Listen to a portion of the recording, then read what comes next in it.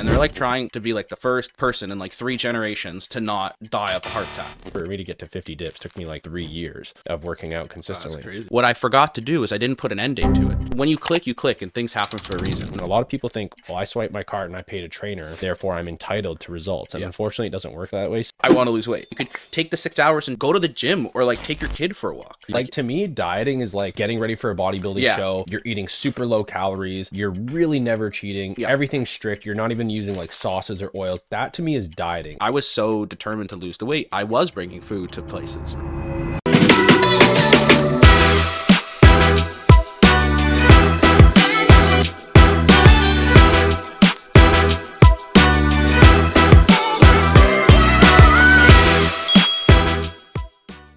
Ladies and gentlemen, boys and girls, people of all ages, everything else in between, welcome to this episode of the Start Yesterday podcast. I am your host, Adam, aka Puffy, aka PuffyGot Buffy, and I'm here with a digital friend that I've met for the first time in person, an amigo, an acquaintance now. Shaun, welcome to the show. Yeah, thank you very much for having me. Good to be here.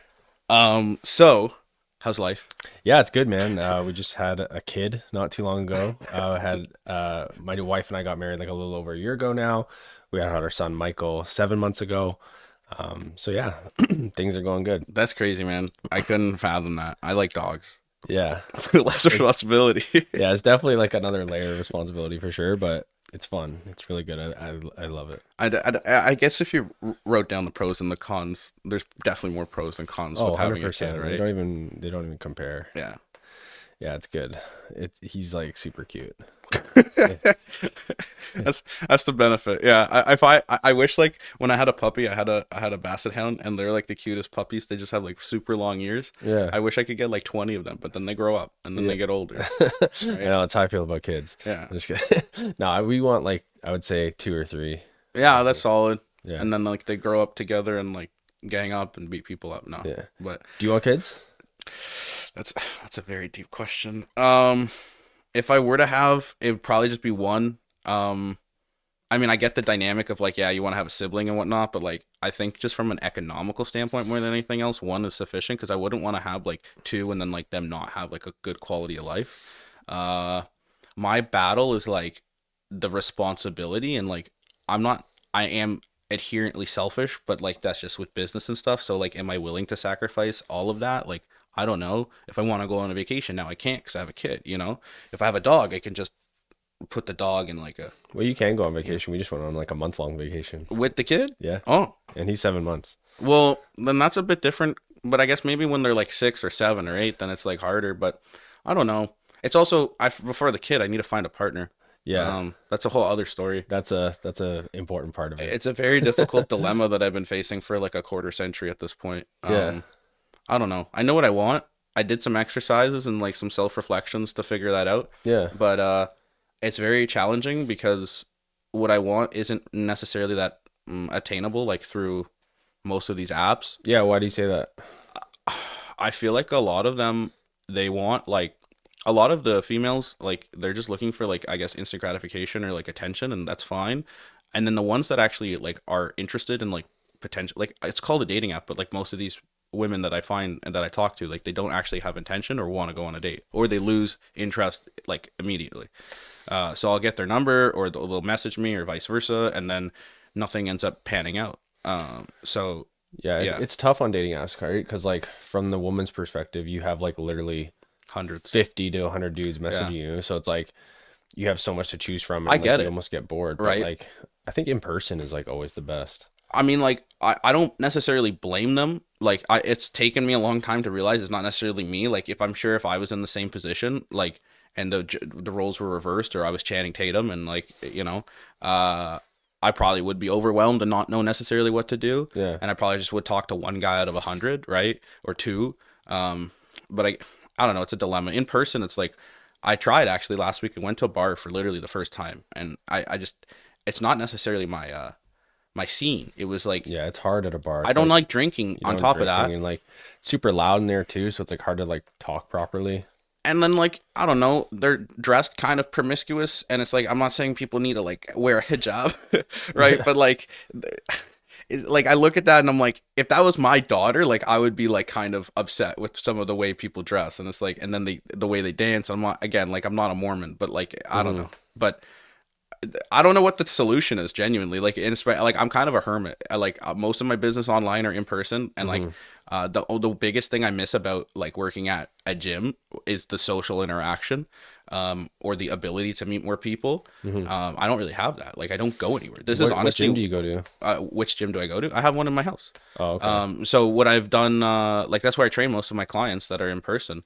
What I've started to do recently, from a suggestion from a buddy of mine who was on the podcast, who's like kind of suave and like good with women. In a way, he's like my half dating coach, where he just gives me some advice, and in return, I tell him to like do a VSL.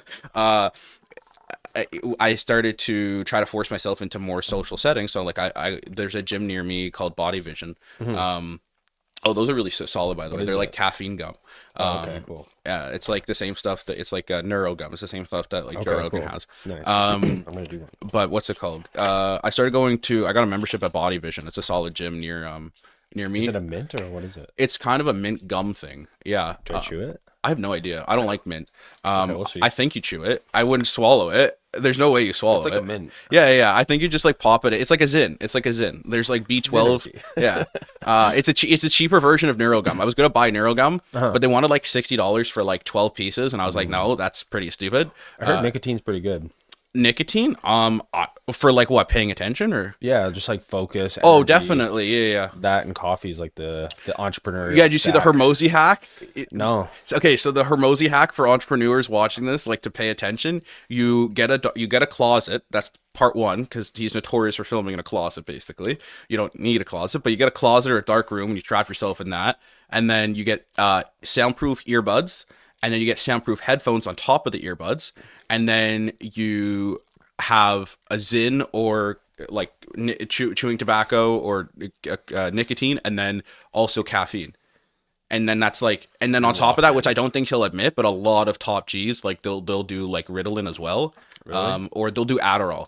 That's intense. I'm not into that. That like caffeine is good, and I like I've done the nicotine pouches, and my cousin had like a nicotine spray. Yeah. And one day when I was working on vacation, I was with him, and I was looking for my laptop for the majority of the vacation. So like we're traveling, but I was still doing a lot of work, and I took like two of these sprays of the nicotine on my tongue.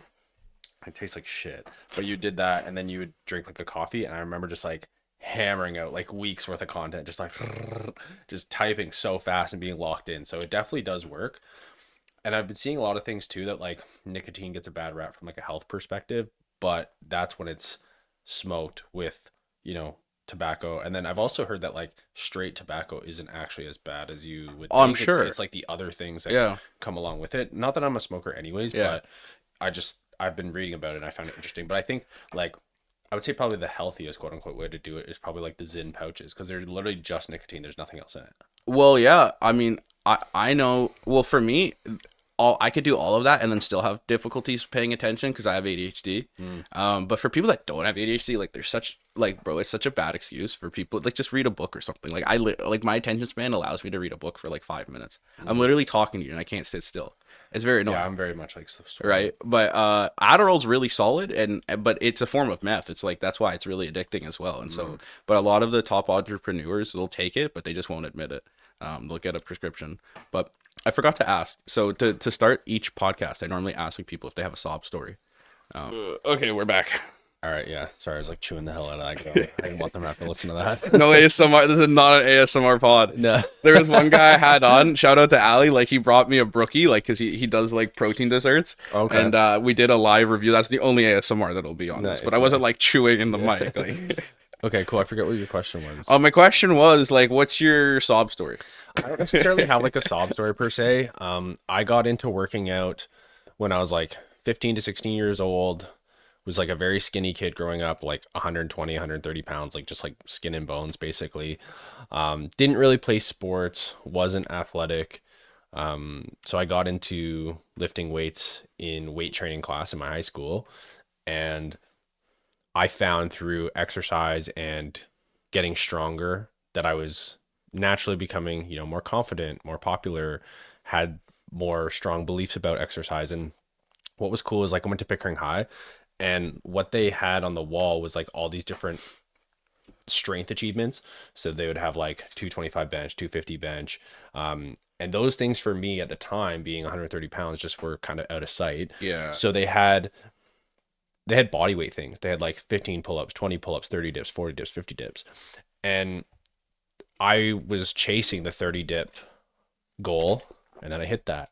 And then 40 dips, and then 50 dips. And I ended up doing like 60 something dips in high school, which for me at the time was like my biggest fitness or athletic. It was the first time I'd ever achieved something and like felt really good. Something like I actively worked towards for years, because for me to get to 50 dips took me like 3 years of working out That's consistently. crazy.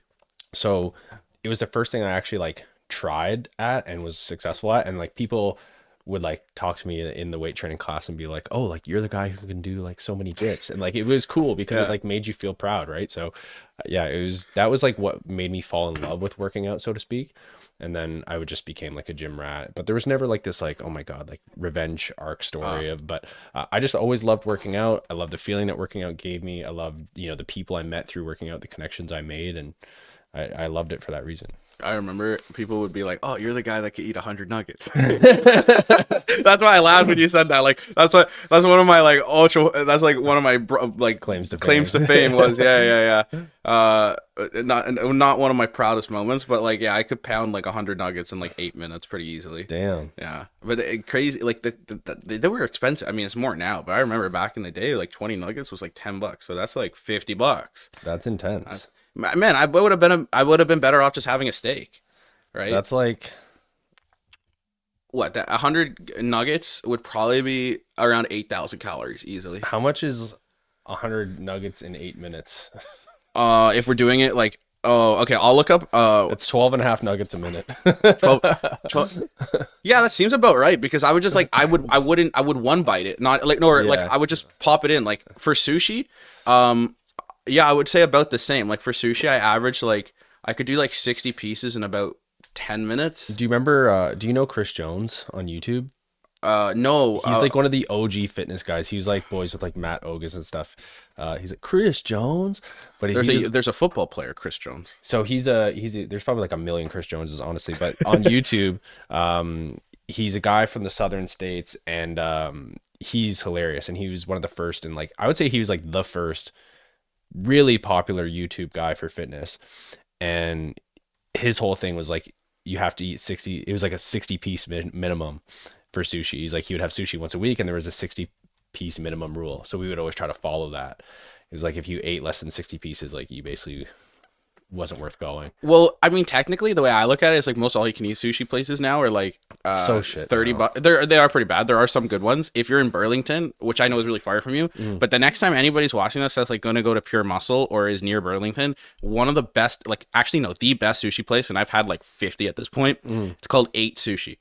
It's $55. It is steep for all you can eat. They have torch sushi for all you can eat though. They have Wagyu. It's probably not real, but they have like Wagyu-ish steak for like all you can eat. It's the best menu I've ever seen. That's good, because all you can eat stuff, like I remember when we were in high school, like I didn't know how these places would profit, because we'd go in there with like 6 or 10 of our trainer buddies, and we would just demolish, and they'd be like they'd be looking scared. They'd be like, oh my God, these guys they don't stop. But now you get like a millimeter of sushi per 4 ounces of rice. And Well, one of my buddies actually, when he was younger, I think he dropped out of high school and then like he got a job and then he realized at a young age like it's just a matter of like time more than money, or he didn't have the time or the money to basically like cook for himself. He had to choose one or the other. So he went for all you can eat sushi at the same place. He only ate once a day, and it was like at the time it was like $20, right? So that's like 2 hours worth of pay, and he would just eat himself to like oblivion. And he's like 6'6", so Damn. big guy. And then after about like 6 to 8 months, like the sushi guy, like the owner, they knew him by name. Like he would come at the same time. It's like, dude, you can't keep doing this. You're killing us. That's wild. Right? That's probably so shitty for you too. Like, to I mean, eat sushi all every things day. considered, like he was like 16, 17. Yeah, it's a shit ton of sodium and whatnot, but like I don't know. It could be worse, especially like if you're thinking about it from like an economical standpoint. Yeah, Like yeah, that's yeah. pretty logical. I'm not saying it's the healthiest thing, I feel like right? this guy probably had like parasites or something for sure. I'm sure his blood pressure, his resting blood pressure was probably like 140, Yeah, right? But I mean, worst comes to, I mean, that is still not even nowadays like not a terrible solution to like an issue. Like if you could eat for less than like $50 a day as a person, that's like not bad. I mean, sure, if you're that's eating pretty like at expensive, home, you could but yeah. definitely do less. But like if you're Mhm. eating out and you don't have the time to like, that's not bad at all, right? Chipotle is like $20 a meal, so yeah, there you go. You go to Mhm. Chipotle twice, that's like $40. Well, Mhm. yeah, I looked it up. Apparently, 100 nuggets is about 5,000 calories. Damn. I thought it'd be more, honestly, but that's a oh my god, that's like 6,000 milligrams of sodium. Damn. Solid. Yeah. Because I've Two days done worth like of sodium. unintentionally like a 10,000 calorie challenge before, but it Really? not like I didn't film it. I just like For funsies. just why not? Like it's not that difficult. Well, it is pretty difficult for most people, but I'm pretty unique in the sense that I could like basically stretch my stomach out past my organs. So like most of like the competitive food eaters, that's how they're able to consume so much food. They're able to stretch their stomach capacity. Really? Most humans they can't. So I have an ability to eat like if I really wanted to, like at least 10 pounds of like volume in my stomach, but it's just Damn. like not necessary. Yeah, that's wild. So you got into fitness, you did the dips. Did you go to school or you just from there? You just Yeah, I went to Durham College for fitness and health promotion. Did that for 2 years, and then straight out of that, I did my like during that I did a co-op at Good Life, ah and they made me do the front desk. They're like, no, you can't train people yet, oh well, which that then which you were actually probably at a like a logical location. yeah, it was frustrating at the time because like I was like able to get clients, and I Yeah. was like, I just want to start. But I didn't. I worked the front desk for a bit, which was fine. It was fun. I had met a lot of good people there, and then yeah, right out of college, I went to Good Life. I was at Good Life for like 4 years, and then I tried a more private studio style gym, Holistic Human Performance, which is a great experience. I learned a lot from people there. A lot of my mentors, like Jason Prasad, he was great. And then from there, I went back to Good Life again because they closed down after a year. Oh, okay. Unfortunately, yeah, they did. They ended up going off and doing bigger and better things. But we went back to Good Life for another like 2, 3 years. Met my girlfriend, who's now my wife, Jen, there. And then I started working at Lifetime. And then I worked at Lifetime for like 2 or 3 years. And then COVID happened, gym shut down. And then we started our own business doing online coaching. We did online coaching with like another company for a bit, and it just like didn't really work out for us. Like we just like weren't. Like you were like an assistant or they would give you Yeah, clients? essentially like, well, no. We were an assistant, but like they didn't really give us clients. So we were doing like everything ourselves in the sense of like prospecting, content, sales calls, writing the content, writing the programs, doing everything. But you would But just give them money? yeah, essentially, What the yeah, fuck? for like their logo. And then I looked at Jen one day and I'm like, Why? this makes no sense. We're No. literally giving away half our money and doing all the work. Makes Yeah. no sense. Whereas like in a traditional assistant coaching relationship, Yeah. they're giving you the clients, they're giving you the SOPs, they're giving you contracts, they're giving you all this stuff, right? So 100%. again, not to hate on them, they were cool and we learned from them and respect them and everything. But from a business work standpoint, it just like I was like, I can go to Good Life and do this. You know what I Exactly. mean? And Good Life will at least give me leads and a place to train out of. So we ended up being like, I can just do this ourselves. And we were learning and we did stuff super rough and raw at the beginning. Like we had no contracts. We were like using programs from I new did that. things and it was just like super rough. And I look back kind of like cringe, but Yeah. uh, we've definitely grown a ton in that time. And it's been an awesome experience. And I'm super glad that we made that jump. And obviously COVID was like super rough as, you and I align on a lot of that Yeah. stuff. I think that that was one of the best things that ever happened to me though, because it forced me to create my own business and we were able to change our life drastically as a result of that. Well, I think there's a thing that is very true for a lot of things. Like everything in life, for the most part, happens for for a reason, right? Like I I went through so many different coaches, trainers, and then I finally found one that clicked with me to like Nitish, and he was pivotal. Like he's one of my best friends now, and he was a pivotal reason that I lost the weight. Because if it He wasn't was for your him, fitness trainer, he sorry? was my coach that Yeah. helped me lose like the 150 pounds. Like, Nice. and if it wasn't for him, like, and I tried to hire other people in the past, and Hmm. then it's just like when you click, and things happen for a reason. But so yeah, for COVID, honestly, it was something. without getting into all the politics, I don't obviously agree with pretty much anything they did with that. But for me, again, like similar to you, it was one of the best things that happened to me as well. I like fucking 12x'd my business. I don't want anybody from the CRA watching this, so I'll leave it at that. But it was like, it was really beneficial, and I learned a lot. And then I also was able to like invest some of that into, well, then I started like the meal prep thing, and that's a whole other story that nobody needs to be bored about. But then eventually, like, learned a lot. And also, I didn't do agreements at the start of it either. I look back at it and I was like, yeah, it's not even like you have to, you're forcing someone to against their will. It's literally like, as a business, like literally business to consumer interactions, they're all done on contracts. And like, it's also like injury liability, whatever. It's to It's protect liability. everybody. It's to protect everybody, Right. like because people, and I think that there's like a notion that businesses who want you to sign a contract are like dirty or sneaky or trying to trap you in any sense. Yeah. It's to protect themselves, because people are inherently shady when it comes to money, 100%. right? There's been so many instances where before we had contracts, we would write somebody's meal plan, training program, agree that they're going to do 6 months or whatever. Yeah. They get everything, and then they're like, "All right, well, I'll see you later." Peace. Yeah. And you're just like, "Well, you've received all the deliverables up front. We had an agreement; it cost this much." And Yeah. they're like, "Well, I'm just going to do the first month." I'm like, "But I don't just sell a month. That's Exactly. why I give you everything up front." Exactly. So we had to do that to protect ourselves. Also, if you didn't have an agreement, say someone goes through 6 months for you, Yeah. and then they just call their bank and be like, "I didn't like this, and this guy's been charging my card," and you have no contract, even though you could show them screenshots of Yep. like all the stuff you've sent them, all the messages you've done, all the recordings of the calls that you've done with them, whatever, the bank will side with them. And then 'Cause you they just don't lost care. thousands of Yeah. dollars, right? So, and countless hours of your time, and it's Yep. the principle. So I always have people sign coaching agreements, and people still sign sometimes and like, try to pull some shit. And luckily, like, we have our processes in place now where like it's pretty hard to scam us now. Like, we have a record of everything. So, I it's need to pretty, learn that, but we'll talk that off air, because I everything you mentioned completely agree with, and it's happened with me. But like, I have agreements, and well, sometimes like I've had a guy before where he claimed identity theft. So he said that, bro, I have a call recorded with him, right? I didn't put a gun to his head and tell him to sign, or someone named Bob pretended he Yeah. was Jake, but he called his bank and said, no, someone stole my credit card and only used it for this merchant. And then I sent the bank, I'm like, guys, I have a call recorded, I have the agreement signed, here's him, here's a picture of him, like literally I have his check-ins photos, I'm like, here's a picture of him.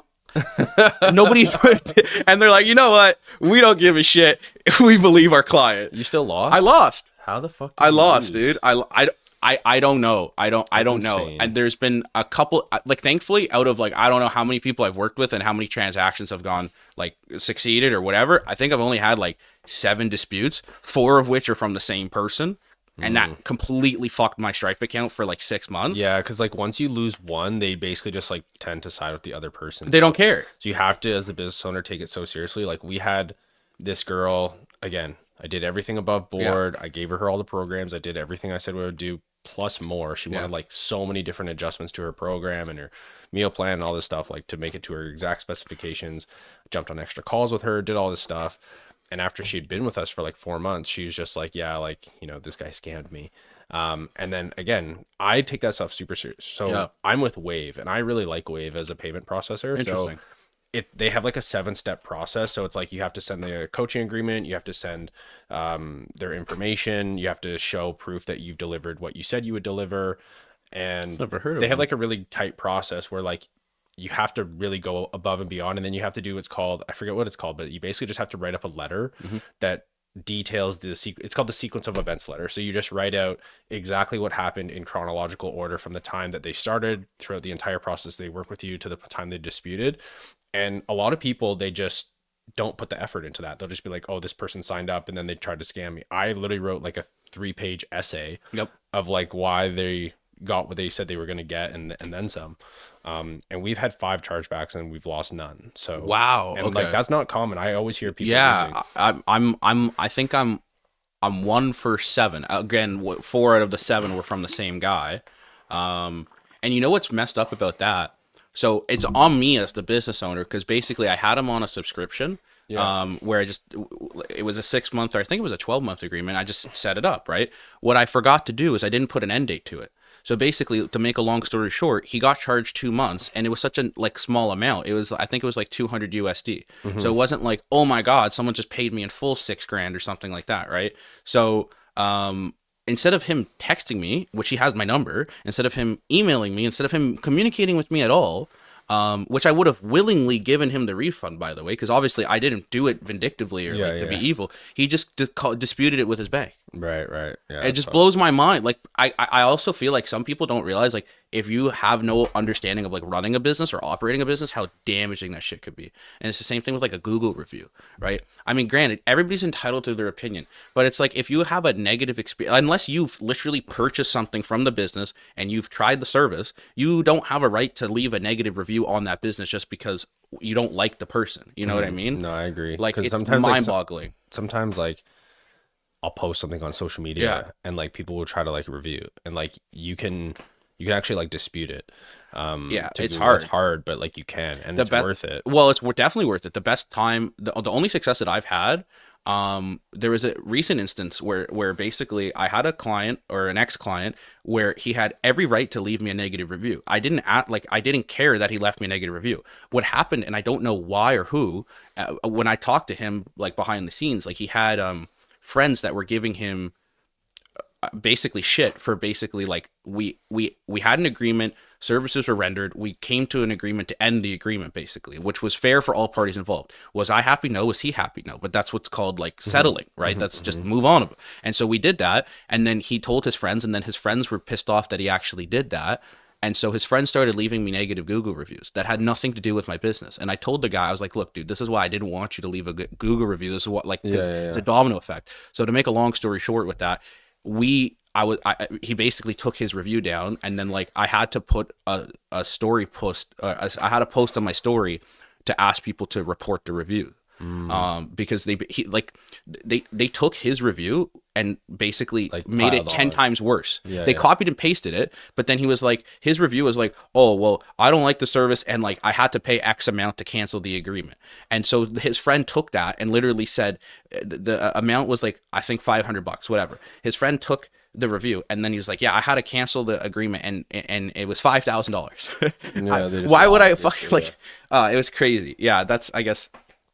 So with Wave, like, it's obviously different than Stripe, but do you think you were successful because it was Wave, or I think it was successful because we were obviously in the right every time. Like it was yeah. like so blatant Yeah. every time. Like the person was basically, I don't know if they're in a bad financial situation, whatever. Some people are just vindictive, bro. Like, some people genuinely, and I've had it, not me, but I've known people that like had a client sign up like with almost the full intent that with them like 2 weeks or 2 months later to dispute it. Yeah, I don't know. Like I think most people sign up excited Yeah. and good faith, and I think that they can be disappointed maybe in the service or the result, or maybe they didn't anticipate how much work it was going to be, or maybe they're just not jiving with the coach. You know, sometimes like I'll sign somebody up and then I'll post something on social media that they might not agree with, or they'll see, you know, I've said something or done something, or maybe I responded to a check-in in a way that they didn't really like. When I hold them accountable and I say, Yep. hey, you know, you messed up here, you probably shouldn't have done XYZ, and here's what you can do next time. I'm pretty like fair. I'm not ruthless. I'm not a jerk. I'm not like mean, Yep. but I am fair, and I will say, hey, like this is where you messed up.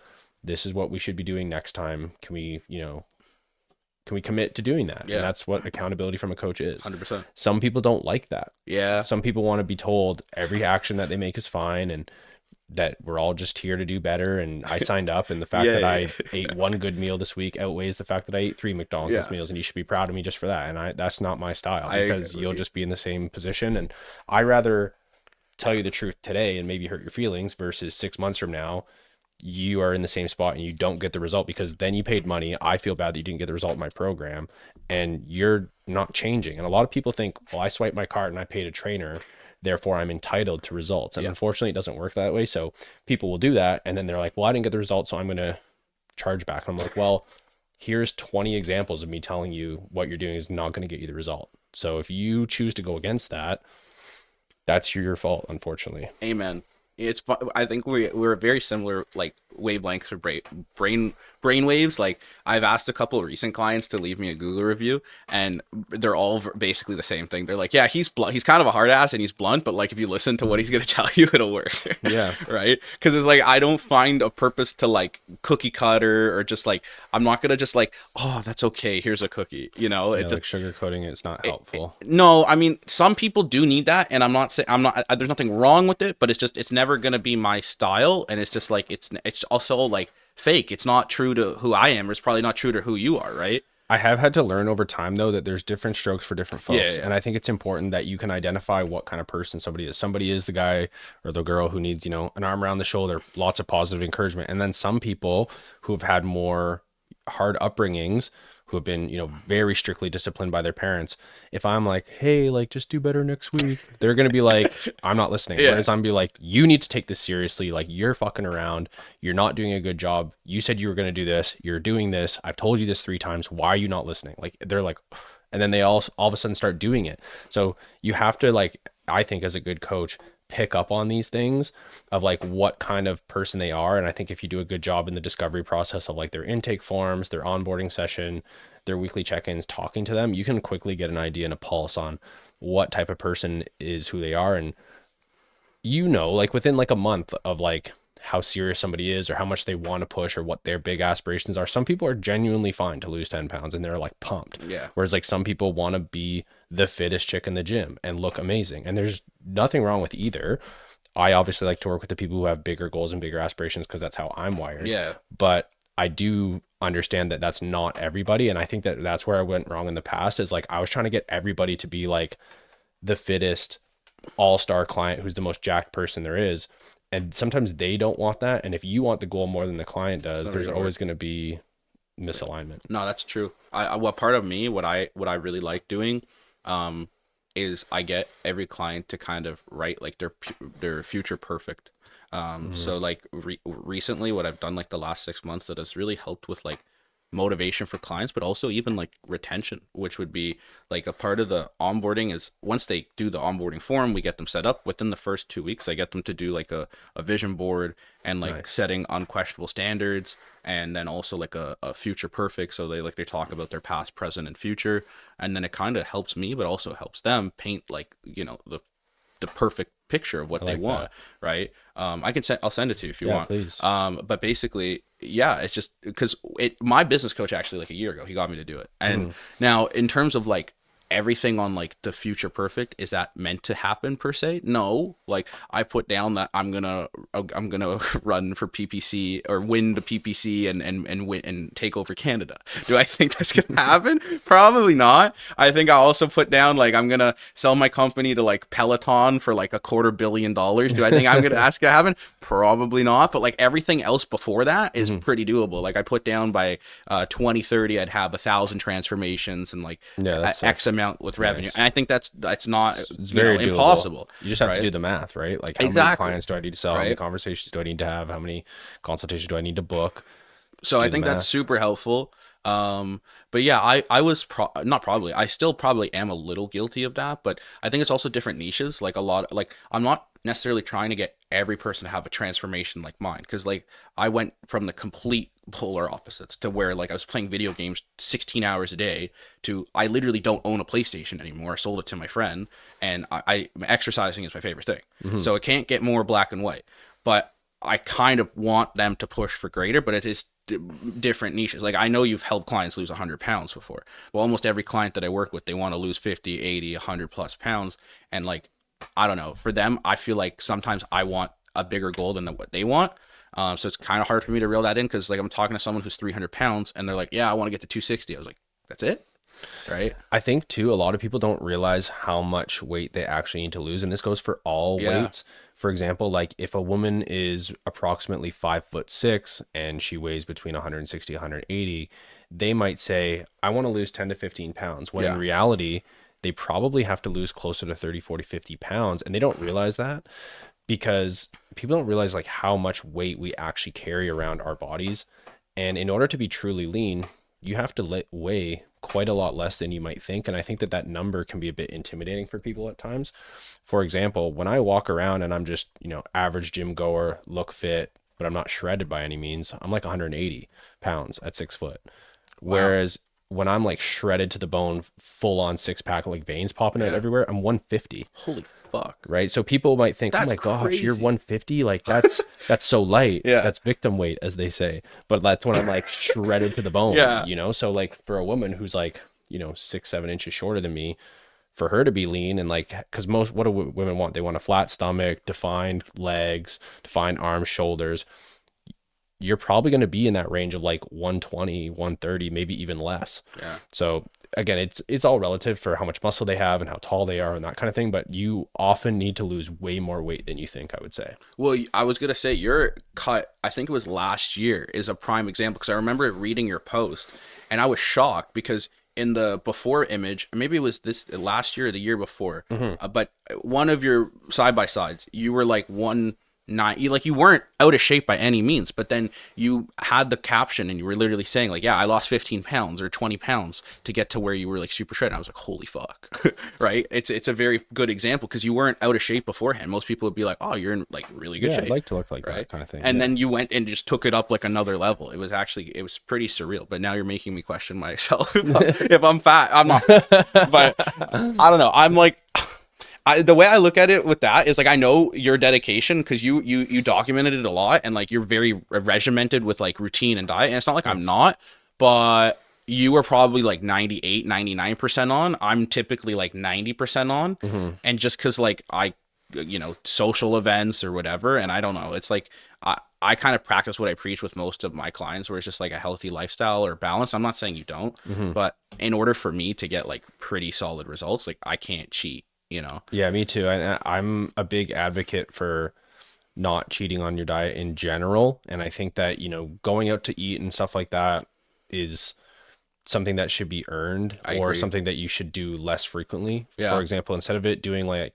every Friday and Saturday or even once a week, space it out to every 2 or 3 weeks. I guarantee you'll get way faster results, for sure. way faster. And even if, because I'm sure you get this all the time, you're the guy who works out, you're the trainer, you're the coach. So when you go to a party, see family, friends, they want to tell you everything that they're doing and, why they can't get results. And I don't know, I don't get it. I eat healthy. That is what I eat healthy. But people don't understand that like there's a big difference between healthy eating and goal-oriented eating. Yeah, And even when you go out to restaurants, say you get the healthiest quote unquote thing on the menu, that's going to be cooked in some sort of seed oil, canola oil, vegetable oil. These things massively disrupt and impact your metabolism and your metabolic functions, your metabolic health in general. So that plays with how your body actually breaks down calories, breaks down food, and is able to process those things. So say you have, the healthy thing on the menu, which is like steak, veggies, whatever. If it's cooked in canola oil, vegetable oil, which cooking a steak in that kind of oil is disgusting yeah, it doesn't anyways. even taste Doesn't good. even taste good.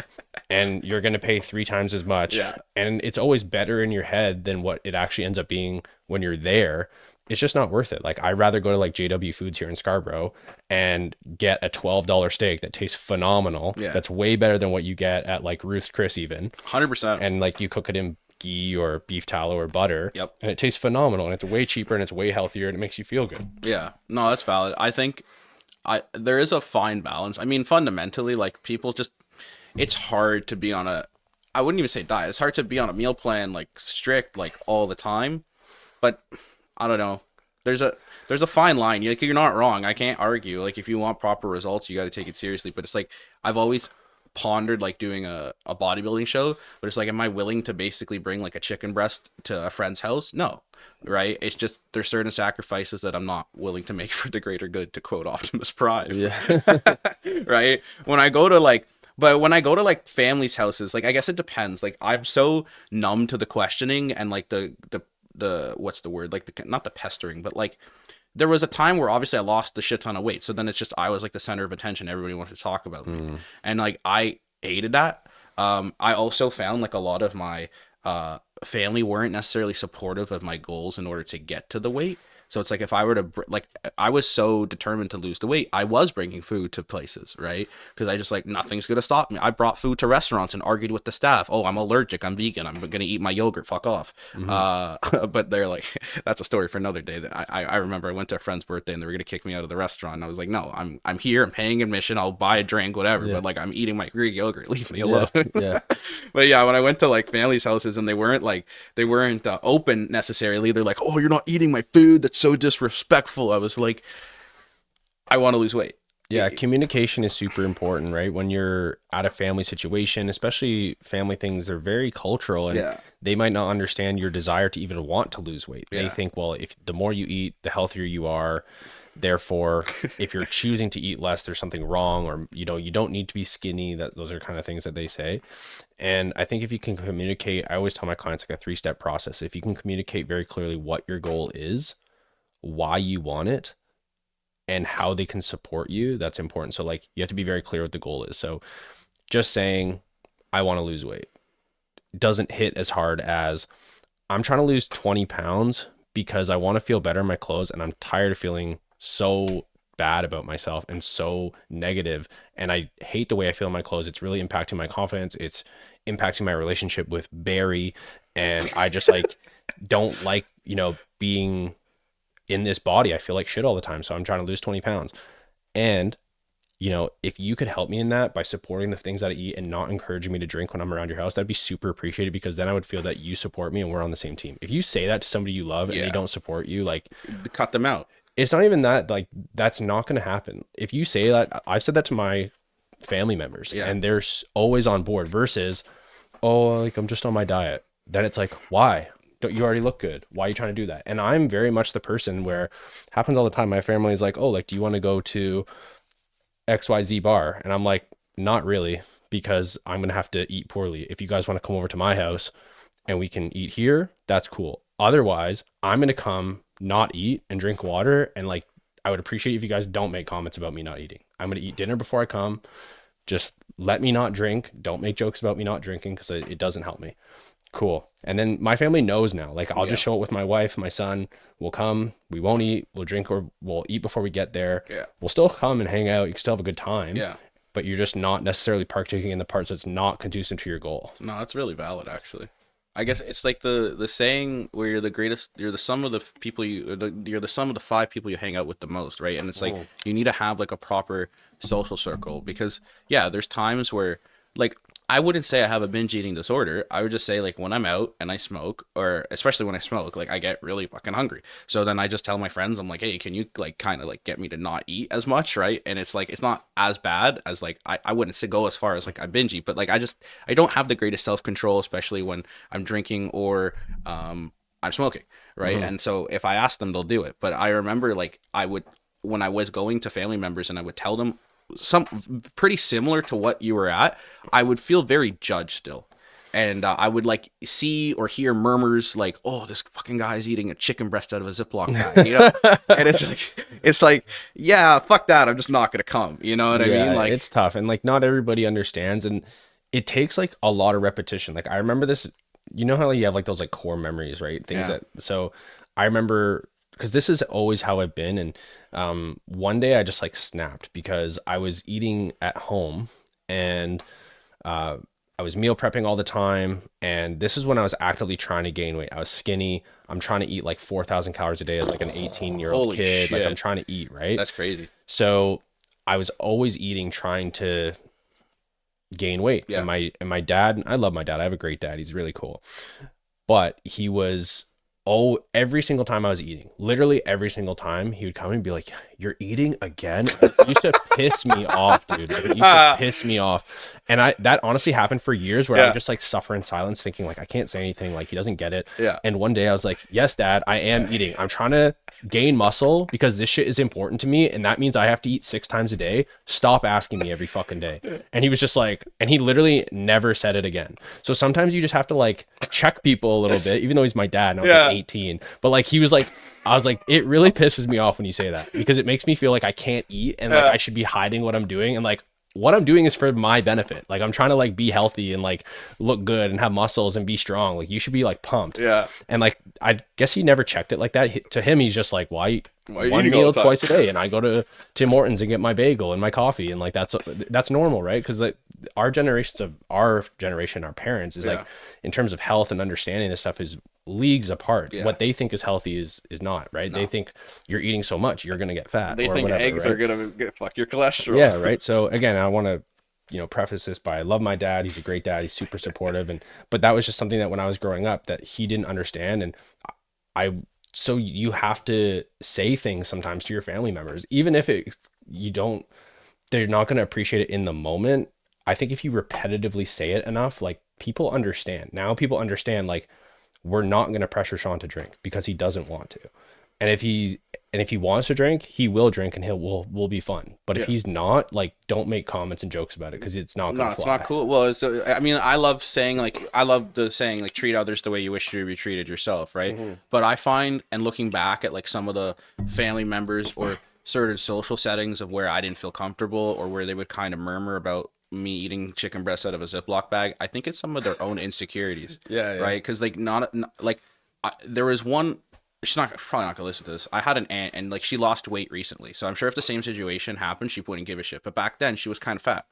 So I know like there's a lot of clients that I've worked with where they have the same scenario where like their entire family's fucking fat, and they're like trying to be like the first person in like 3 generations to not die of a heart attack. Yeah. Right. And like everything they have That's their around genetics, them. bro. Well, yeah, it's just their big bones, right? It's just their big bone. Like their father's Andre the Giant. They're just big bone, right? And if people has Asperger's listening to that, we're being sarcastic, but I actually don't. I don't envy them. Like it's a very difficult position to be in when it's like you're going to meet your family for dinner or you're going to their house and like they're serving you garbage and everybody around you has no understanding of what you're doing, nor do they care. Or if they or if they're gonna give you shit, it's because they're like, fuck, I need to lose weight, but like you can't lose weight because then I'm gonna look even fatter, right? And it's tough because people's standards are so different and their norm is so different. For example, like we have my family over, and when we cook at our house, like we don't cater to what they want. We cook like a super healthy meal. So what I'll usually do is I'll buy like 8 really big steaks, I'll buy 4 pieces of salmon, I'll buy a bunch of sausages, like beef sausages, and then I'll buy a couple other meats, and I'll just fry them all up or throw them on the grill or whatever. And I just take like a big cutting board, like we have this big like Texas flag cutting board thing, which is super awesome. And I just slice up all the steak in like little like inch pieces. So it's like almost like a charcuterie board sort of thing, but it's steak and salmon and chicken and all these like different bowls of berries and stuff. And it's like everyone always says, wow, this is amazing.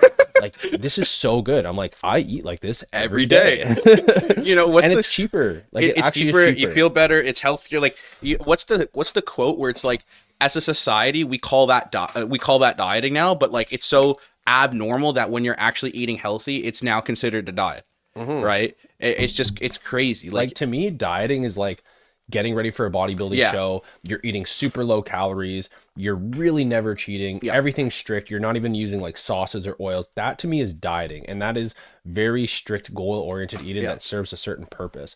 But healthy eating and lifestyle is not dieting. And I even hate calling it a diet. It's nutrition. No, it's a healthy lifestyle. Yeah. Right. But I thought it's so funny to me that like majority of Gen Pop, like they consider healthy lifestyle basically, oh, you're dieting. Right. Yeah. I don't know. Like for me, it's very similar. Like I tend to ask my friends what they like, but 9 times out of 10 I won't listen because I don't care. I'm just gonna do the same thing and just cook some steak. Like also, you're weird if you don't like eating steak. You're weird. Like okay, my one friend, like my really best friend, his girlfriend's vegan, so like whatever.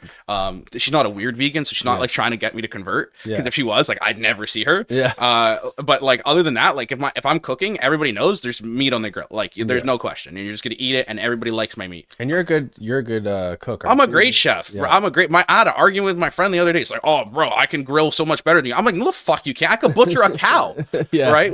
I've cooked like 10,000 steaks in my life. Like, what? I could do it by feel. Like, I don't need a He's like, I have a thermometer. I was like, I don't need a thermometer. Yeah, you're like an expert. No, meat. Everybody loves my meat game. Just left, right, and center. Yeah. But actually, I want to ask you. You said you were at Good Life. I didn't realize you were at Good Life for that long. Yeah. That's all. Like between the two stints, that's like 7 years. Yeah, I actually loved my Good Life experience. I know a lot of trainers It's probably kind location dependent, though. it's I would super say. location dependent, and I think that training and coaching, even especially coaching, Hmm. there's really no barrier to entry. Like in training, there's some you have to take at least a GLPTI Or weekend Can Fit, course, right? Or NASM, whatever. Yeah, like a quick course. Coaching, you literally just put online coach in your bio, and you're a yeah. coach. You It's don't technically ridiculous. have to have anything. And it's even more fucked up that there's coaches that coaches that literally say, "Hey, if you know how to work out, you don't need any certifications. You don't need any Yeah, accreditation." I hate those people. yeah, it's bad because the market is getting so saturated. And to our point, what I was saying before about people being more skeptical is they will come into programs or consultations with me and they'll be like, yeah, like my last coach like charged me $100 a month, and he just gave me my macros and I had to figure out my own meal plan, and he told me to look on YouTube for workouts, That's crazy. and he skipped my check-ins most weeks and this, that, and the third. And he's, but they're like, so why is yours so much? And I'm like, because I'll actually do the job. But you're going to get results. Like, if you want to lose 20, 30, 50, 100 pounds, you want to fit into your wedding dress for the first time in 20 years, do you not think that's worth, like, an investment? But, Yeah. I don't know. It's But also... there's a lot of bad people out there, right? So it Yeah, puts a bad taste in your mouth. So if you're the consumer, I understand their perspective because for sure. you don't want to pay a lot of money and not have it be good. So Yeah. most people, what happens is like, because our program is, we position it to be more expensive because I think it's better. 100%. I specifically and with intent join other people's programs, get experience from it, get results from it, see what I like, see what I don't like, compare it to ours, and then I make ours better. Interesting. Right. So, So, like, when you hire other coaches... for example, Yeah, most coaches nowadays, Yeah. they do either email check-ins or text check-ins with text which is responses, ridiculous. or at best a voice note. Oh, Okay. wonderful. I do a video Yeah. video response with images, with resources, with all kinds of like pertinent information, with a detailed game plan set to you every single week. Yeah. That's infinitely better than, hey, like just increase your carbs 10 Oh, grams. good job or, today. Good job, or do better next week, or take this more serious. Like I do an actual good job with every single person every single week. So it's justifying the cost of the program being more than the person who doesn't do that. Yeah. So if you can position your program as genuinely better, Yeah. and charge more, then I think also if it's more, you're going to put more into When it. people pay, they said it was pay my- attention. If I told you my program was $10 a month, you're going to treat it like that $10 a month app that you don't use. 100%. Whereas if it's $500 or $600 a month, $700 a month, then you're like, okay, I'm going to actually take this serious. Well, even for me, like, when I've hired a coach before, I find I actually not pay attention. I actually do it because, like, I paid in full, right? So it's like, I don't like being a hypocrite. Like,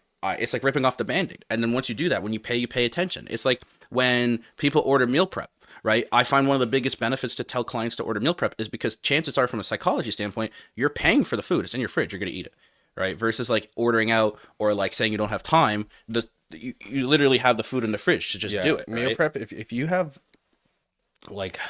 money, I think that's like probably one of the first things you should spend money on, because it, like, thankfully I have an amazing wife who's an amazing cook, and Yeah. she puts a lot of time and effort and energy into our meal prep, which I'm super grateful for.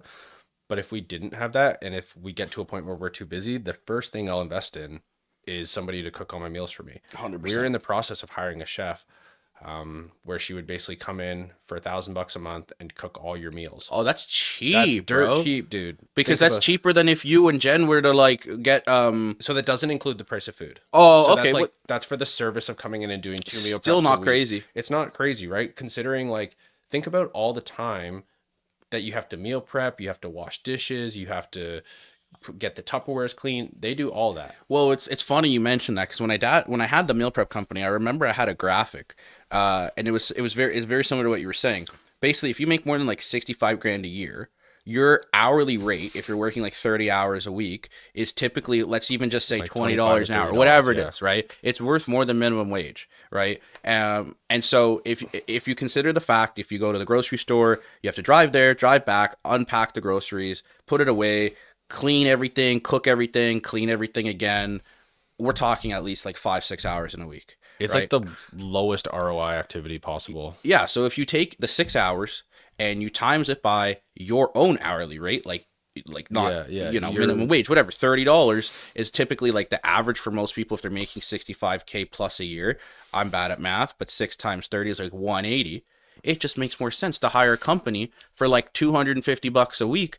You're saving $70, or yeah, you're spending $70 more, but you're saving yourself 6 hours of time. And if you put that 6 hours of time towards anything productive, you Yeah. will literally make the money back. 100%. Right? That's how I think any entrepreneur should think. Honestly, but I actually like I have a video which will eventually come out about this. It's like it's a rip off of Dan, what's his name, Dan Martell. I think he had the book like the Buy Back Your Time, but it's basically just like me talking about leverage and getting, because like yes, it's more entrepreneurial, but like if literally you don't have to be in business to leverage your time to just save time. You could take the 6 hours and go to the gym, or like take your kid for a walk, Yeah, that's right? true. That's true. It doesn't just have to be because Like a financial ROI. Yeah. yeah, but I mean, I look at a lot of things like that, right? That fascinates me. Like there's just certain things that I just don't do now. Like I won't ever cut my lawn ever again. That's valid. You know what I mean? Like if you can pay someone 35, $40 a cut to cut your lawn, they do a better job than you and you don't have to do it. And I Yeah, can spend that hour prospecting, servicing my clients, writing programs, whatever. That's literally more valuable from like a money standpoint. yeah. And then why would you do that? Nah, the only caveat or the only issue I have with it is there's certain things where it's like I just don't get motivated because I know I can outsource it and get someone else to do it, right? But that was one thing that I learned from a very young age, which was the law of leverage, right? Because even if you work minimum wage in Ontario, which is now like a bajillion dollars an hour, what is it, like $17 an hour? It's actually absurd, right? There's people in not Ontario, there's like Pakistan, Philippines, whatever. Their average hourly rate is like $1. So if you gave them $3 an hour and they helped you with certain things, then you're still netting like 14, right? But that's at a bare minimum level. Yeah, I find it's like hard to get solid work because It depends.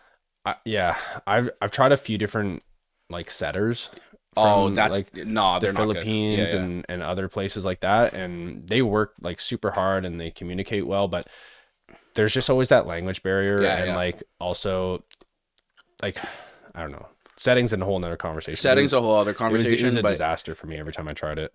yeah, I've had a guy on the phone even for setting, and it's very hit and miss, and more times you're missing than hitting. And when you do hit, it's like a revolving door. It's like they'll last like 3-4 weeks and then they'll quit, or they'll get a different offer that's going to give them a better opportunity. So Right. but there's certain things that like they could help with for sure. Like I don't know, like data entry on an Excel sheet or whatever. Like there's no point in you taking 10 hours to do it when you could literally pay someone $30 and they spend 10 hours doing data entry. I used to have someone do that for my meal prep company, because like I would have to on the back end like have a website and have to upload all the ingredients and this amount. I'm like, no, I just hired someone from, I forget where he was from, but it was like dirt cheap. Yeah, and I wanted to kind of circle back to the conversation you were asking about good life Yeah. because I think that's an important convo is you were saying like how was that experience and stuff like that. So for me, and you said it was location dependent. Because for me, dude, like my location,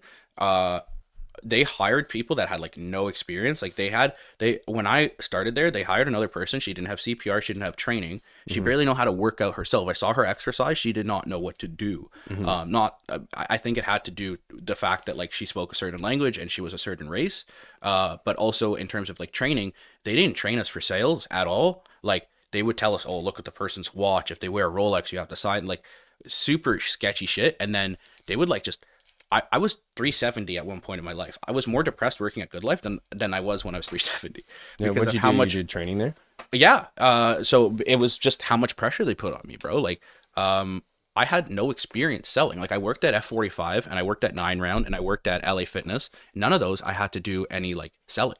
And so when I was there, I'm blessed and grateful for the opportunity because I learned the bad side of the industry. But like, damn, dude, like, it's really hard to get someone to pay you like $15,000 for a year of training when you don't know how to sell. And Right. also like how old were you when you did that? Well, it's a funny thing you asked that because I don't think they should have hired me when they did at the time. Granted, I had like experience working in like other fields or places. I think I was 19 or 20. Like, so I always used to say I'm 25 until I turn 25. So this year, now in like a week, I'm turning 25. So Really? Oh I'm my now a God. quarter. Nobody knows that I'm that young because people Yeah. think like I've been 25 for like the last 5 Yeah. Yeah. years, right? But I think that had something to do with it, but not really because nobody would have asked my age per se.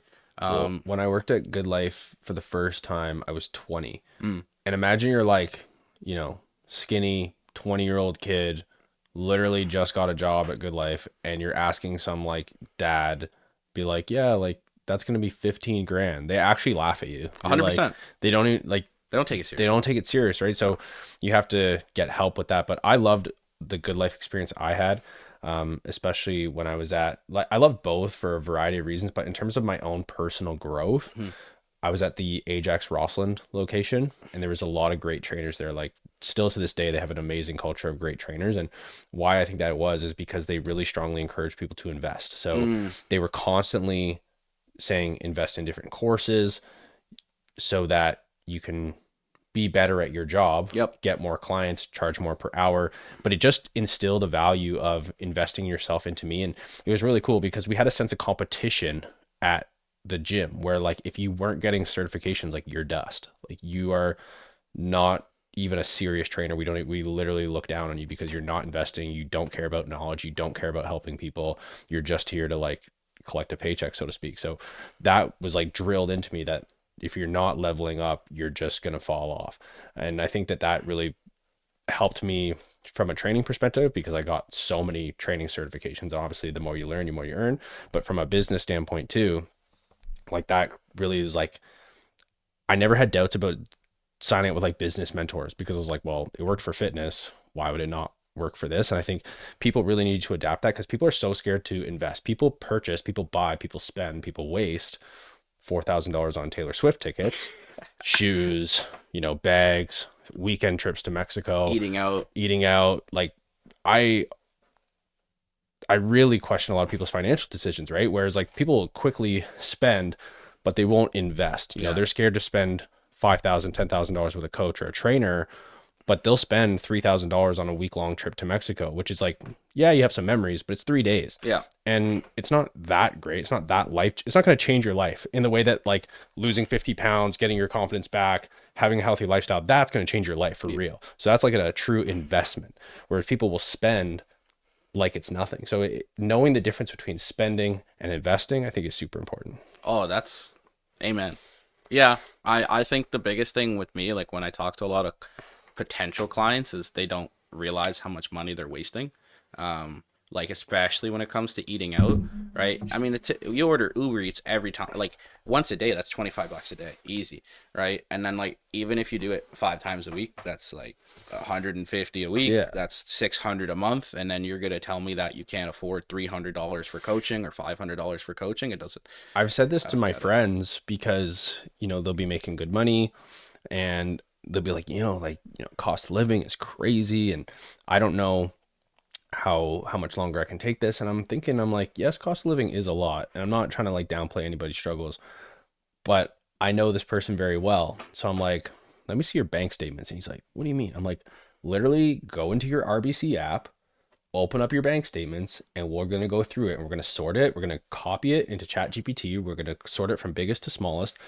And people will spend literally $1,000 on Uber Eats and not know it, Yeah, or takeout or restaurants, $1,000 a month. yeah, That's wild, dude.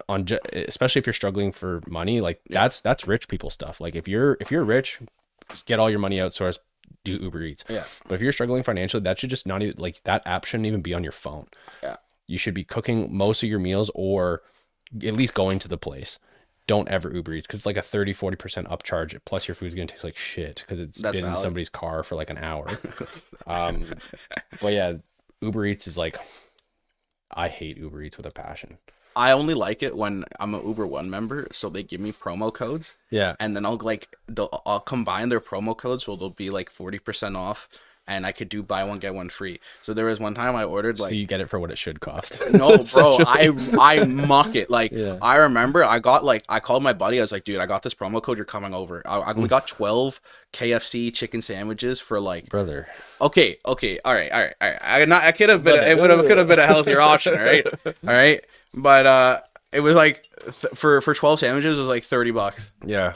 That was pretty solid. That was like the price of fast food like back in the 2010s Yeah. when they had the Happy Meal. You can go and get like 5, 6 McDoubles. Now it's like it doesn't exist. But think of it, right? Like that's just Uber Eats and food. Yeah, So if you total up your expenses of all the stuff you buy, just like wasteful stuff that's not like if you're going to get a coffee every day, you have subscriptions that you forget to cancel, you have food, you're expending thousands of dollars more than you should be.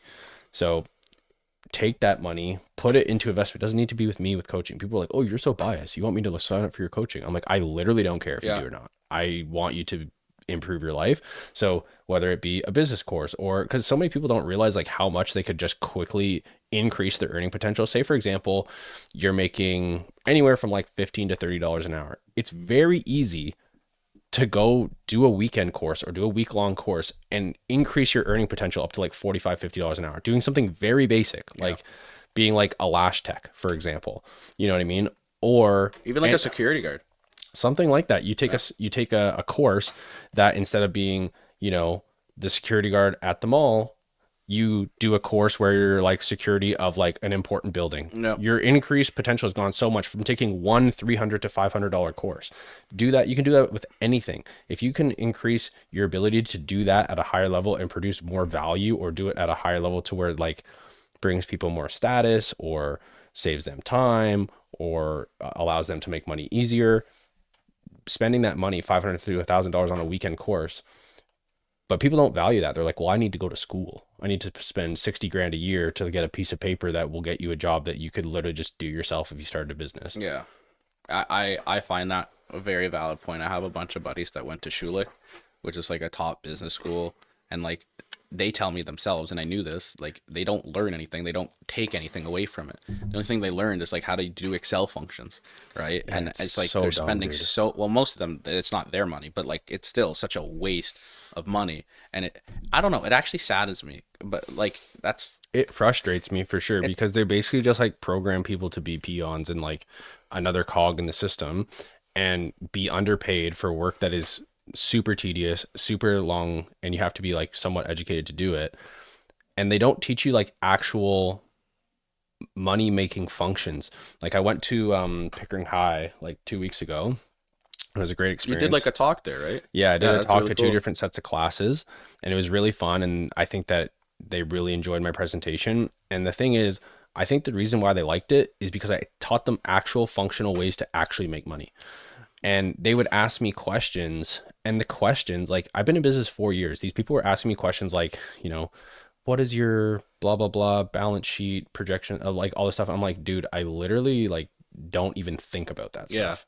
Like like projections are important. That was a bad example, but I'm trying to think of like they're asking me all these like terms I had literally never heard before, and I'm like, Yeah, dude, you're learning shit that is so unimportant. exactly. You're not learning actually how to make money, of how to like create value, give people status, get them their money back, get them their time back, and you'll be able to make money, make their life easier, make their life better, Yeah. provide a value, provide a service, provide a product, innovate, you know, be creative, write a book, something like that that's like not going to cost you time for money. That was like my whole presentation of like not to trade time for money.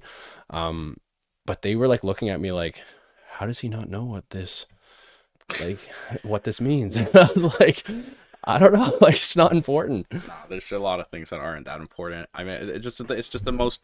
You have to know the baseline levels, and then that's pretty much it, right? That's why I like elementary school. You know why? Because it teaches elements of life. That's why it's called elementary school. And then I think there's a lot of fluff in high school, and then there's even more fluff in like college, or university. Unless it's like a trade, I don't think like it's really that essential to go to a lot of these schools. And it even depends on the trade. Like if you're going to be a doctor, you kind of have to go to school. Yeah, for you that, absolutely have right? to. If you're gonna be a lawyer, you kind of got to go to school for You that, have right? to. If you're gonna be a vet, you kind of got to go to school for that. If you're gonna like, if you're gonna work in construction, debatable, or like what type of construction. But like, if you're just gonna like go to business school, here's an idea: start a business, and then you could learn business school through running your own But business. I would say like, because it's so, you know, the school of YouTube is free and it's Yeah, so valuable. There's so much better stuff on YouTube than there is in most curriculums. Yeah, universities. 100%. But also, like, if you are looking to spend twenty to $30,000 on a year of mentorship from somebody who is where you want to be. Yep. That is so much more valuable than going to school for like general, broad non-niche But specific. people won't see, like, I think it's also maybe if we had this conversation like 20 years from now, people be more likely to agree with that. Hmm. But I think it's also like the old people's But I like think generation. that time is like shifting now because you see Yeah. like The amount of enrollments in school keeps going down and down and it down. goes down and you see people on TikTok being like, I went to school for 4 years and I can't afford my rent. Yeah. And you're just like, yeah, because the way that you were told to go is actually not the best way to go at all. No, you just took 60 grand in debt and you're paying it off for the rest of your life. All right. Yeah, It's that's sad. messed up. Well, to segue back to, I guess, any coaching or you're a coach, I'm a coach. I guess, like, is there anything you do differently, or like, what are your philosophies with that? So our philosophies, we have a three-step system.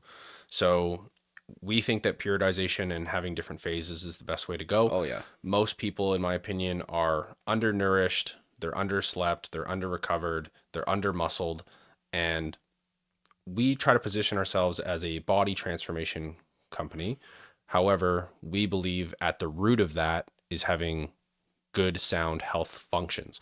So that's why we call our company Health and You. So our first phase is the health foundation first phase. So the goal of that phase is to improve your thyroid, improve your metabolic functions, improve your metabolic health just by doing simple habits. So working out 4 times a week, getting 8 to 10,000 steps, improving your sleep to 8 or 9 hours a day, getting some general movement in, but a very micronutrient dense diet. So a lot of coaches will focus on like macros or, just general eating habits. I'm very big on like getting all your vitamins and nutrients in the right place, minor amounts of supplementation, but primarily just focusing on what I would call the basics of fitness and health.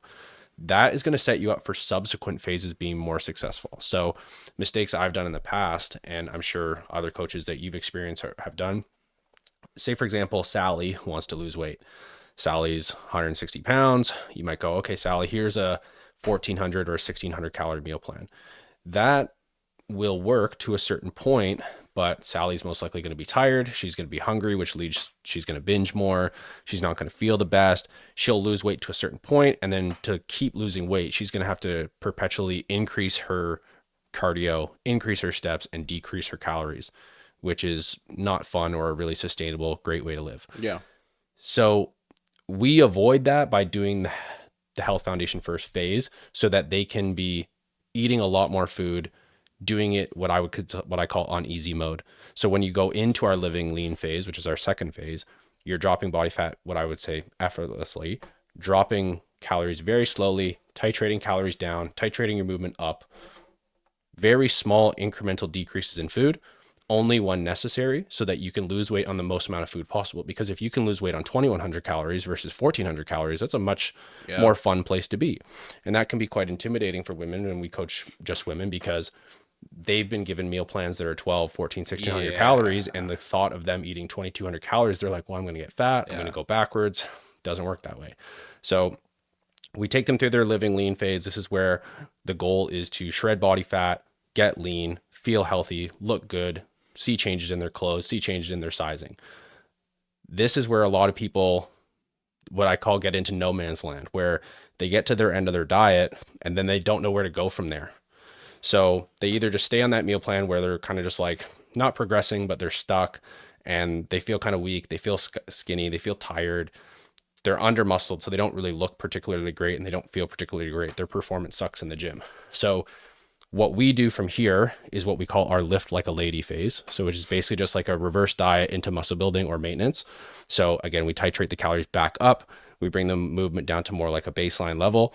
And the goal here is to where we like body sculpt. So like we're really specifically trying to target on certain muscle groups, glutes, quads, back, hamstrings, shoulders, whatever they really want to work on. But we have our kind of philosophies of what we think looks good, but we'll take their opinion into consideration as well. Those are our first three phases. And that's what most people go through. That is usually like an 8 to 12 month process where you're going to see like a pretty dramatic body transformation in those three phases. We have an optional fourth phase where this is usually for people who are trying to get ready for a certain event, like a wedding or a photo shoot or something like that, where we'll do another shred phase after that. So if you've gone through, 6 to 7 months of muscle building and then you do another 8 to 12 week cut, you're going to look really good because you built up muscle. You've already been lean before.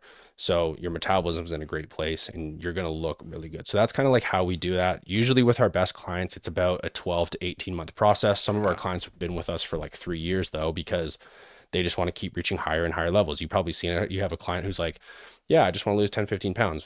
So later, before you know it, they're there with you 3 years and like they look amazing and they're crushing it in the gym and they're like one of the elite people who stand out in the gym. So people's goals will always evolve over time, but that's essentially what we do. And I think the overall arching philosophy of it is we want women to get into their best shape the healthiest way possible. We want women to get into the best, healthiest shape they can, doing things what we call the right way. So not doing fad diets, not doing endless amounts of cardio, not doing drugs, not, taking endless amounts of supplements or fat burners or pre-workouts or anything like that. Like we want to do things in the healthiest way so that it's actually sustainable and then they can look their best. That's fantastic. Thank you. That's actually fantastic. I have to implement some of that stuff with it's not that I don't do periodization, but you're very specific. You're specific with it, which is really good. Yeah, I feel like a lot of the females that I've talked to, they're like killing themselves. They're like eating like 1,200 calories a day. Yeah, and you don't need to do that, unfortunately. Well, fortunately, I guess there is an easier way to do that. We had a girl, one of our best clients. Her name's Emma, and Emma went through a phenomenal transformation. She learned a lot, and she's actually become a coach herself. And I'm super proud of her. She's awesome, and she started. So it's a great time because it coincides with the time that's coming up. Is last year she started November 2023. Okay, so basically exactly a year ago. And when we had her consultation, she was a friend of one of my other top clients. Shout out to Ivy. She was another one of our top clients. So she was a friend of her. So Emma came on, and Emma was about 210, 215. And she was working out frequently, but like her diet was all over the place. She was drinking a lot, going out a lot, but she was like actively working out hard. She was like the definition of like working out hard, but the diet wasn't there. So she wasn't seeing the result. Okay. So her biggest like concern, I guess you could say, was holidays are coming up. How am I going to be able to stay on track? And, maybe I should probably put this off until January because I know myself. I'm going to be around friends. I'm going to be around family. They want to drink. I want to be able to have balance. I want to be able to have fun. And I said, and like when you're in consultations with people, if they get off that phone with you, they're probably not coming back. So how to learn that the hard way. Yeah. And whenever I do a consultation, I have my notepad on one side and I have the Zoom on the other side. And I have something at the top where it says, I will act in this person's best interest. And I want this person's success more than they do. Yeah. Because it's very easy to feel that tension when somebody says no to you and say, okay, yeah, I'll talk to you in January. But if I know deep down that person will talk themselves out of it, and if I feel that they genuinely need my help, yep, I'm actually doing them a disservice by letting them get off 100%. The phone. So I said, totally fair that you want to be able to enjoy the holidays with your family, with your friends. Totally understand that, this is probably going to be a difficult period for you in order to be successful. And I said, do you think that, you'll probably ever celebrate Christmas after this year? And she kind of laughed. She's like, yeah. And I was like, so do you think it makes sense that we learn how to navigate the holidays this time so that you could crush this Christmas 100%. And then every other Christmas after that? And she said, yeah, I never thought of it that way. And, sure enough, she went home for the holidays. Yep. We showed her what to do. Yep. And then she was able to do Christmas and then Easter and then every other holiday. And I think she's gone on vacation like 2 or 3 times in the last year. She's lost 65 pounds. She looks phenomenal. She's now going under her first muscle building phase with us. So she's in that lift like a lady phase. Put it on the screen. And so the one in the middle? No, scroll down a bit. This one? No, the one on the left there. Here? Yeah, that's her. Yeah. Sick.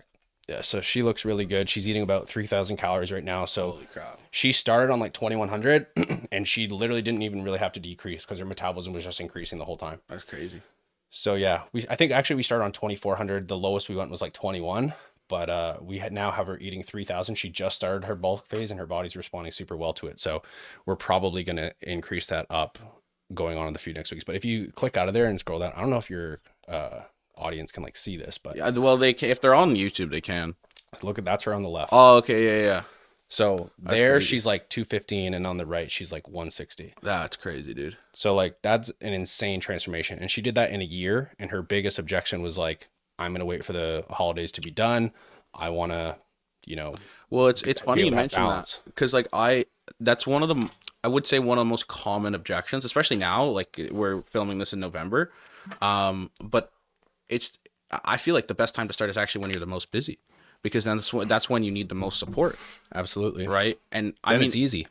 well, it is because if you can overcome that, you That's what can. I mean. Then it's It's easy after that. right. I mean, but I feel like just people they get in their own way, man. But that's like a whole story for another day where they just have all But these. you have to like you have to change their perspective and their opinions and break their own limiting beliefs because they only know what they've got and what they've experienced up to this point, right? So it's up to us to like shape it in a question based framework. So like I said to her on that call, I didn't say, hey, like this is going to happen every year. You got to do better, blah, blah, blah. Cause then it becomes like an argument versus if I like ask you very, plain questions, like, do you think you're going to celebrate Christmas next year? Like kind of like makes you feel stupid. You're like, oh yeah, I guess that's a really good point. I need to be able to overcome this. Right. So that's a huge one because that was her objection. Think about this, right? There's a lot of people probably listening to this who think, I'm going to start January. I've been wanting this goal. I'm going to start January 1st. I want to be able to enjoy the holidays. If Emma had done that, she would not have achieved this goal No. because maybe, she goes through an event or she decides she doesn't want to do coaching or whatever. And her life is perpetually changed because we had that one conversation. We overcame that one objection. So it's super important that you don't wait till after the holidays because think of it like this too. Well, that's why I called my podcast the Start Yesterday podcast. Yeah, it's great, right? And think about it like this. Like if you say, for example, now is November 16th. Yeah. If you go from, because let's be honest, like people start celebrating the holidays pretty much now. Yep. So you have now a month and a half until January 1st. You're going to be going to at least 2 outings a week. Yeah. You're going to put on like another 10 pounds. And then all of January and February, you have to undo, because it's going to take you like 2 months to lose that 10 pounds just to get back to where you are now. Or you could start and then by January 1st, you're down 10 pounds. That's a 20-pound difference. That's like several months of work that you could just have it faster. So why would you not start now and have the thing you want faster and learn the lessons required to be able to do this for the rest of your life? That's so valid. I don't know. Oh, for me, when I talk to certain clients, or not even, I don't know, I get like kind of sad when like certain people tell me certain things and then like they don't move forward, And it's like I've had conversations where they're like they're making we break down their finances. They can invest like 1,000 a month and then they don't move forward with it. Right. And it's like I just think it's their own limiting beliefs. Like there's something holding them back to actually like take action, even though they told me they want to lose 100 pounds because they have a wedding coming up next year. Right. It breaks my heart actually, but it's you can't help people that don't want help themselves. Like you only lead a horse to water, you can't force it to drink.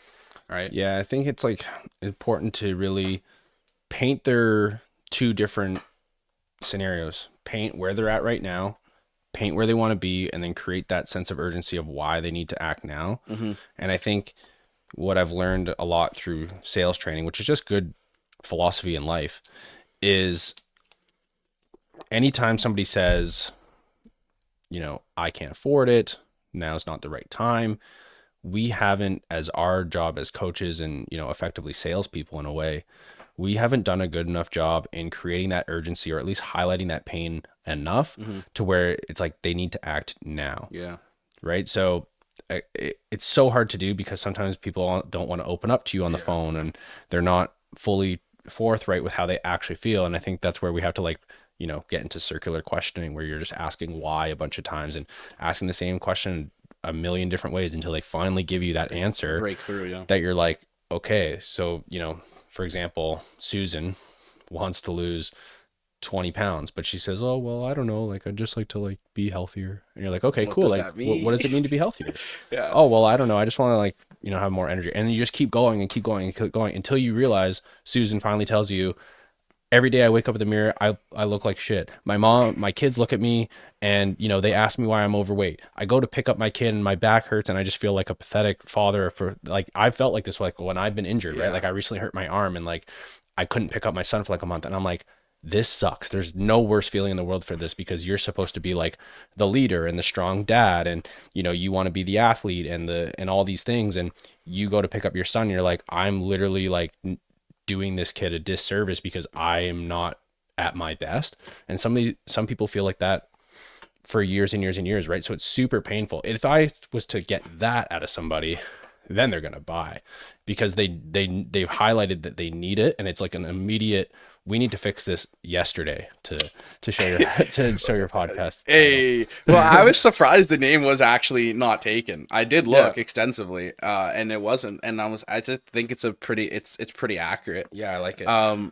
But actually, like, this is such a good conversation, but I have to cut this short because, well, not short, but I would love to have you back on. We talk more like business and a little bit more about Yeah, like absolutely. philosophies, because we didn't even touch about like, like certain training methodologies or like your best exercises, like really none of that, or even nutrition. There's so much left. Yeah, I'd be But happy shout out to. to Wynette. I have an onboarding call with Wynette, so if she listens to this, I have an onboarding call with her in 10 minutes. But just to wrap this up, is there anything you kind of want to like plug, or you ever see the show Hot Ones with Sean Evans? The wing Yeah, the show. chicken wing. So at the end of each episode, obviously the like celebrity, the person they come on, they're there to plug. So he's like, okay, you have this camera, this camera, this camera. Let the people know what you got going on. So if you Yeah, want to plug, like, just go yeah, for it. absolutely. So I'm Sean Sidey. Yeah. My company's called Health and You. My wife and I own it. We are going to be doing a really big Black Friday promo next week, so just stay tuned for that. We're going to launch probably Well, November. this probably won't come out until, like, I'm not gonna lie, it's probably gonna come out in like December, bro. Okay, Yeah. okay. All right, so it'll already be out. Yeah. You missed it. Sorry. Try again next year. No, I'm just kidding. But yeah, let's look to get this out maybe in the next week, and we'll move forward. But yeah, I could try, but because I think it's super pertinent with the holiday stuff. yeah, that's true. That's true. So I could probably push this up. I'll ask my editor. I think I have one coming out on Thursday, and then potentially we can push it out for what's next Thursday, the 27th or 8th. 27, 28. Yeah. I'll make a note of that, or just remind me later. But then other than that, I'll put all your stuff in the description below. Like the Yeah, main thing will be on Sean Sidey YouTube. PT is my at. And then the Health and You. Health and You. My wife's is Tiny Fit Jen. I'll put all of that, Easy and to then find. yeah, if you're still watching this on YouTube, drop a sub, like the algorithm stuff, and well, I guess thanks for watching. And if there's any questions you have, you could leave a comment. I think on Spotify, I know it's one, if anyone's watching on that, or just drop a comment on YouTube, and eventually we'll definitely have you back on. We'll do Awesome. a Q&A. That's a wrap. Thanks for watching, guys. Thank you very much.